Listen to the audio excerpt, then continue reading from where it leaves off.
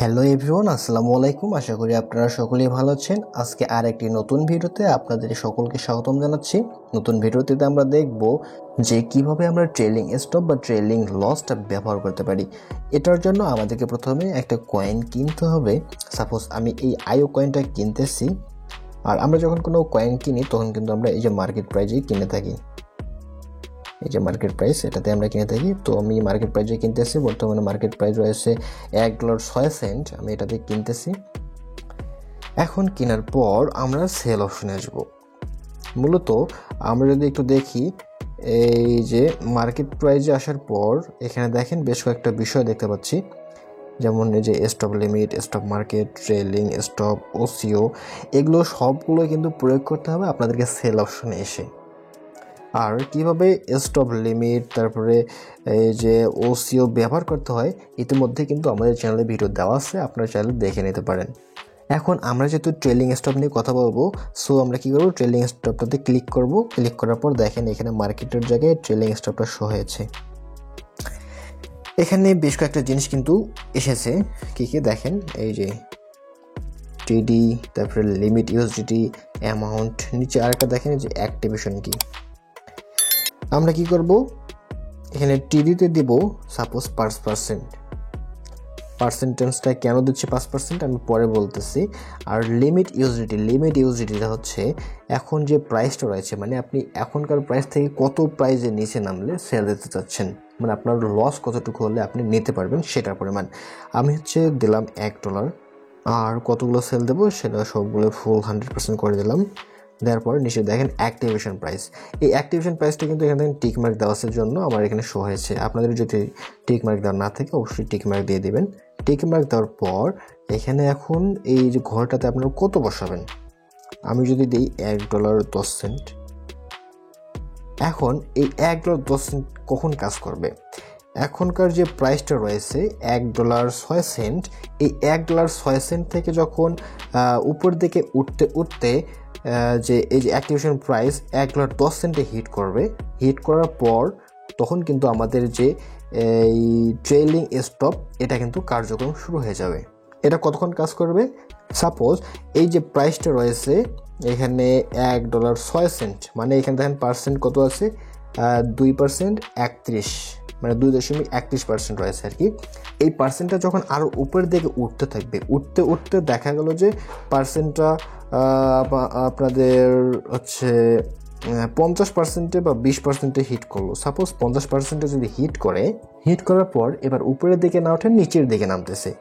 নিচের দিকে নামতে একটানা যদি 5% নেমে যায়, আমরা যে 5% দিয়েছি, টানা যদি 5% নিচে নেমে যায় তাহলে কত হচ্ছে, 45%।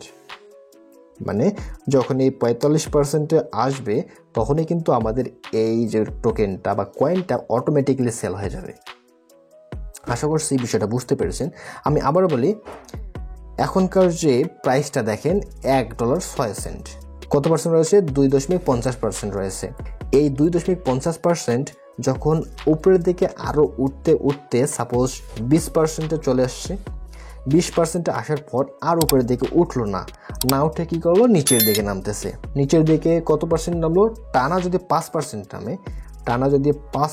নামে তাহলে কত থাকছে, 15%। এই যে 15% নামার পরেই কিন্তু আমাদের অর্ডারটা কমপ্লিট হয়ে যাবে, মানে এই টোকেনটা সেল হয়ে যাবে। এবার আপনাদের মনে প্রশ্ন থাকতেই পারে যে আমি যে অ্যাক্টিভেশন প্রাইসটা দিয়েছি $1.10, এখানে যদি হিট না করে তাহলে কি হবে। এখানে যদি হিট না করে তাহলে আমরা যে এই যে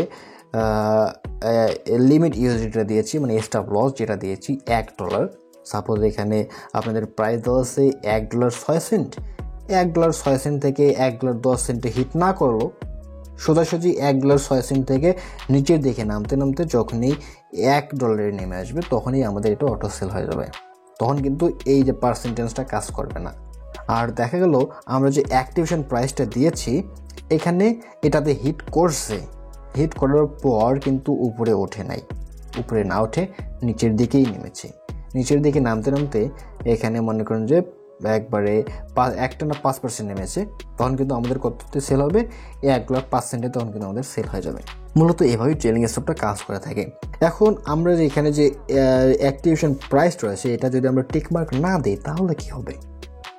তাহলে হবে কি, আপনারা যে প্রাইসটা দেখতে পাচ্ছেন $1.06, মানে বর্তমান যে প্রাইসটা রয়েছে এই বর্তমানের প্রাইস থেকে টানা যদি উপরের দিকে উঠতে থাকে, উঠতে উঠতে যেটা বলছিলাম, যদি টানা 20% ওঠে, 20% ওঠার পর আবার নিচের দিকে যদি আবার ডাউনে দেয়, টানা ডাউন দিতে দিতে আবার যখন এই টানা 15% নেমে যাবে তখনই কিন্তু সেল হয়ে যাবে।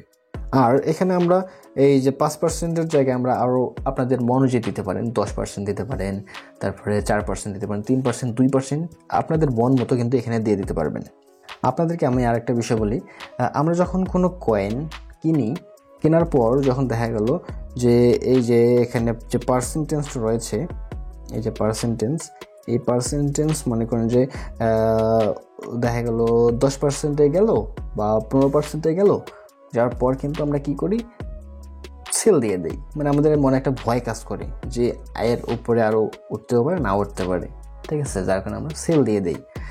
দেখা গেল সেল দেওয়ার পরপরেই 5 মিনিট, 10 মিনিট, 20 মিনিট, আধা ঘন্টা, 1 ঘন্টা পর মার্কেটটা আরও উপরের দিকে উঠছে। 20% থেকে মনে করেন যে মার্কেটটা একবারে 100% উঠে গেছে বা 150% চলে গেছে। তখন কিন্তু আমাদের একটা আফসোস থেকে যায়, ইস, যে কেন আমি এই টোকেনটা সেল দিলাম, আর একটু হোল্ড করলেই তো হচ্ছে আমি 50%-এ সেল দিতে পারতাম, 100%-এ সেল দিতে পারতাম। এখন আমরা যদি এই যে ট্রেলিং স্টপটা ব্যবহার করি তাহলে কিন্তু আমাদের ওই ভয়টা আর থাকবে না। আমাদের যে পুরো লাভটা নেওয়ার কথা, পুরো লাভটাই কিন্তু আমরা নিয়ে নিতে পারবো। এর জন্য আমরা কিন্তু এই ট্রেলিং স্টপটা ব্যবহার করতে পারি। তাহলে আমাদের হচ্ছে লাভের যে আশঙ্কাটা সেটা কিন্তু অনেকটা বেড়ে যাবে। আশা করছি বিষয়টা বোঝাতে পেরেছি। না বুঝলে অবশ্যই কমেন্ট করে জানাবেন, আমি অ্যান্সার দেওয়ার ট্রাই করব। আর ভিডিওটি ভালো লাগলে একটা লাইক করবেন এবং আমাদের চ্যানেলটিকে সাবস্ক্রাইব করবেন।